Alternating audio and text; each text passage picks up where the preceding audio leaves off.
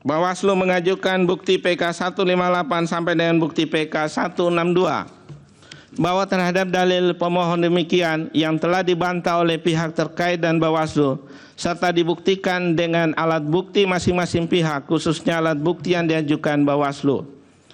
Mahkamah menemukan fakta hukum bahwa tunjangan kinerja pegawai di lingkungan Sekretariat Jenderal Badan Pengawas Pemilu memang mengalami kenaikan sebagaimana dituangkan dalam Perpres nomor 18 tahun 2024 tentang tunjangan kinerja pegawai di lingkungan Sekretariat Jenderal Badan Pengawas Pemilihan Umum bertanggal 12 Februari 2024, vide bukti PK 162.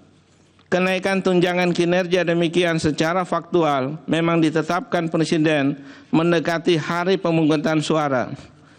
Namun proses pengurusan kenaikan tunjangan kinerja telah dilakukan Bawaslu setidaknya sejak pertengahan tahun 2021 yang terlihat dari surat menyurat terkait tunjangan kinerja antara Bawaslu dengan Kementerian Pemberdayaan Aparatur Negara dan Reformasi Birokrasi. Vide bukti PK 158 sampai dengan bukti PK 161. Bahwa pengusulan kenaikan tunjangan kinerja bagi aparatur sipil negara atau ASN di lingkungan Bawaslu demikian, menurut Mahkamah adalah hal yang wajar dan adil. Justru menjadi ketidakadilan manakala ASN yang sudah memenuhi persyaratan untuk memperoleh kenaikan tunjangan kinerja, namun tidak diberikan kenaikan dengan alasan menjaga netralitas ASN bersangkutan inkasu Bawaslu dalam pemilu. Pengajuan tunjangan kinerja kepada kementerian atau lembaga yang notabene anak buah Presiden adalah hal yang tidak dapat dihindarkan, karena secara hukum satu-satunya pengelola anggaran tertinggi di Indonesia adalah Presiden sebagai kepala pemerintahan atau eksekutif. Tentunya setelah APBN disetujui bersama oleh DPR dan Presiden.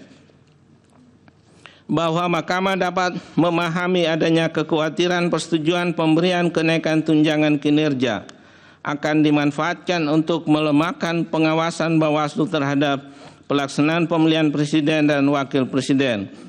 Hal demikian tidak terlepas dari tidak dikenalnya konsep kemandirian anggaran bagi lembaga penyelenggara pemilu yang meliputi KPU, Bawaslu, dan DKPP, serta lembaga peradilan pemilu.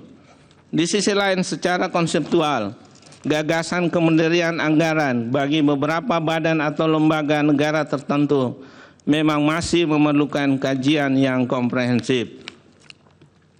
Bahwa kenaikan tunjangan kinerja demikian juga berlaku pada kementerian atau lembaga yang lainnya, bukan hanya lembaga penyelenggara pemilu. Dengan demikian, menurut Mahkamah, pemberian tunjangan kinerja kepada ASN di lingkungan Sekretariat Jenderal Bawaslu telah sesuai dengan peraturan perundang-undangan dan tidak terkait dengan isu independensi atau kemandirian penyelenggara pemilu inkasu Bawaslu.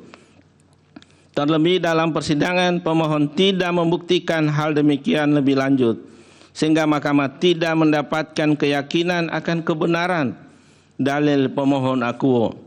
Bahwa berdasarkan pertimbangan hukum tersebut di atas, Mahkamah menilai dalil pemohon adalah tidak beralasan menurut hukum.